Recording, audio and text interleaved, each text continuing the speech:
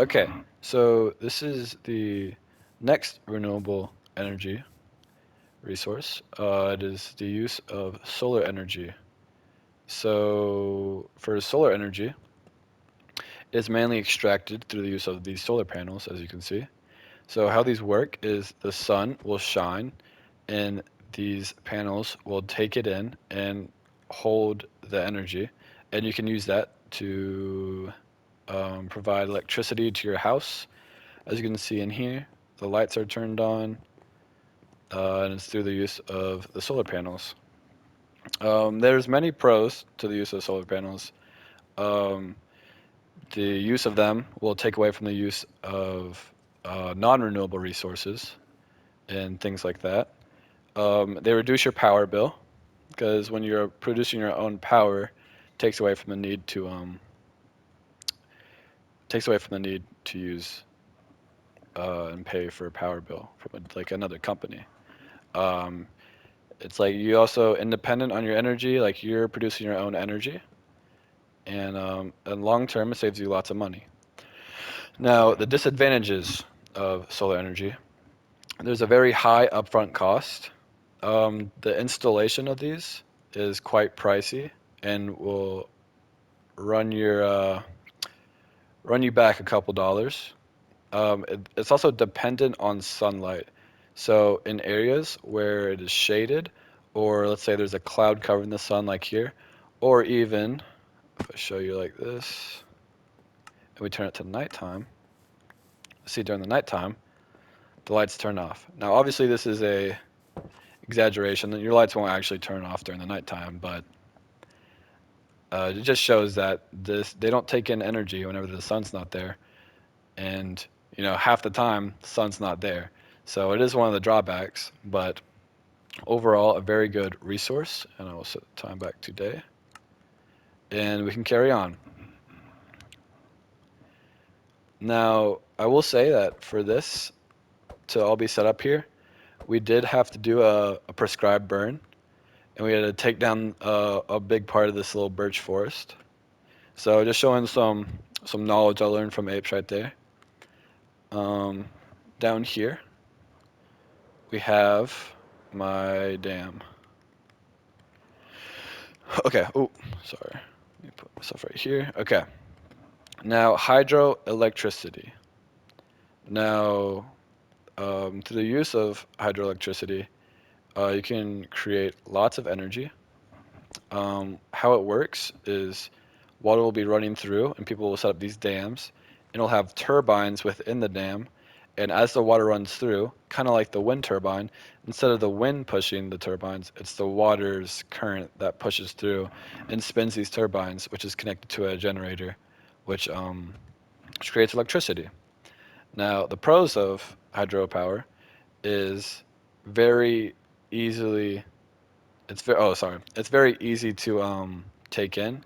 Water is a huge amount of the earth, so very easy to find some water. Very easy to use water as it's in renewable in almost everywhere. Um, it is inexpensive in the long run. So one of the cons of this is it is a very expensive upfront cost. It takes a lot to build these, but once you get them up and you build them and they're running, they will save you lots of money and create tons of electricity that make it well over its value when you first buy it.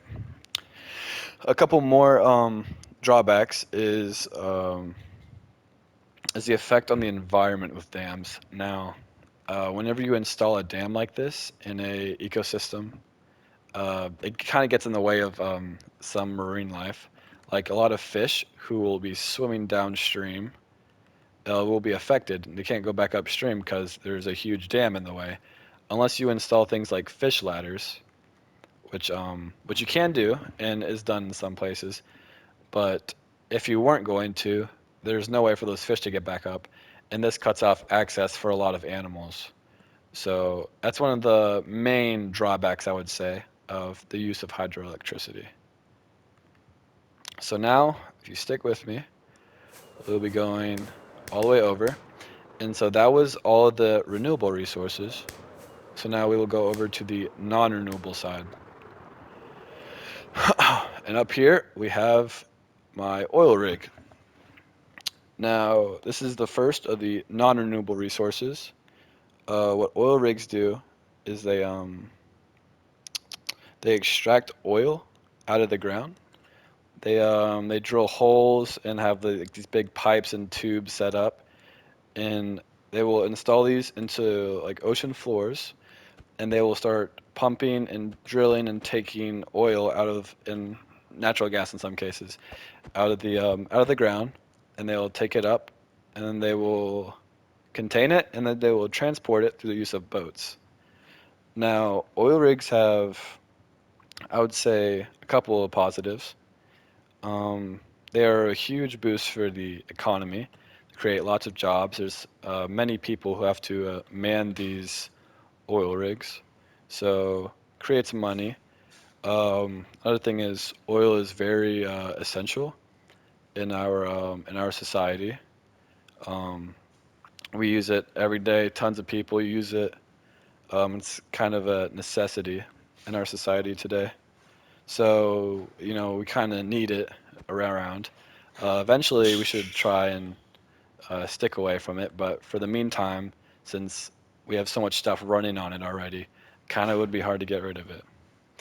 Now, the disadvantages of oil rigs. Um, the pollution is one thing with them. Um, you know, that they affect the water, they affect the air. Um, they release toxic pollution into the air and water. Um, the tankers, the drilling, all that's very bad for the surrounding area and for the atmosphere. The releases of greenhouse gases, emissions, other air pollutants, all that has a huge negative effect on the not just the surrounding area, but I would say the atmosphere in the world. Another problem with these oil rigs is when things go wrong. Now, everyone knows about oil rigs exploding and like the fires that come with it. Once the oil gets in the water, it's very hard to clean up and get rid of. The marine life is very affected in those moments because they can get caught in it, they can get dirty. Oil sticks on the animals whenever they get trapped in it, so it can kill off a lot of the animals in the surrounding area and really negatively affect the health of the water and surrounding vegetation.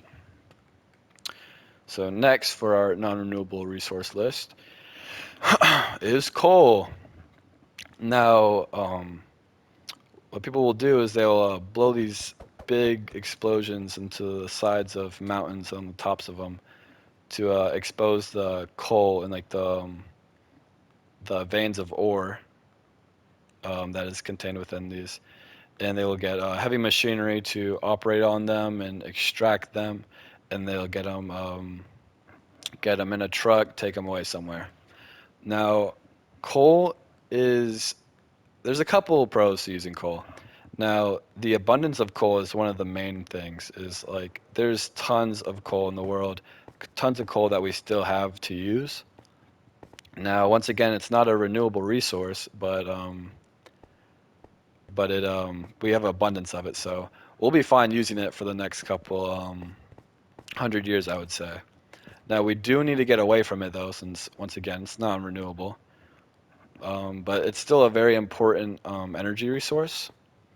Last time I checked, it's about 16% of our energy use comes from coal. So it is a very needed resource, and it'd be hard for us to step away from it. But for the meantime, we got to keep using it. So it is pretty important. A lot of stuff runs on it. And we've been using it for a very long time now. Now, the negatives of coal, or coal, sorry. Um, the uh, the pollutants released into the air through the extraction and the processing and transportation of all the coal. Very bad for the environment. Emissions, greenhouse gases, things like that. Obviously bad in the environment. You can see here through the explosion of this mountain how badly this area has been affected. Animals that once lived here have to relocate. It kind of ruins the whole area when everything's stripped down and everything, like all the natural resources are extracted from it. Just overall very bad for the environment. Now, that was my last example for coal.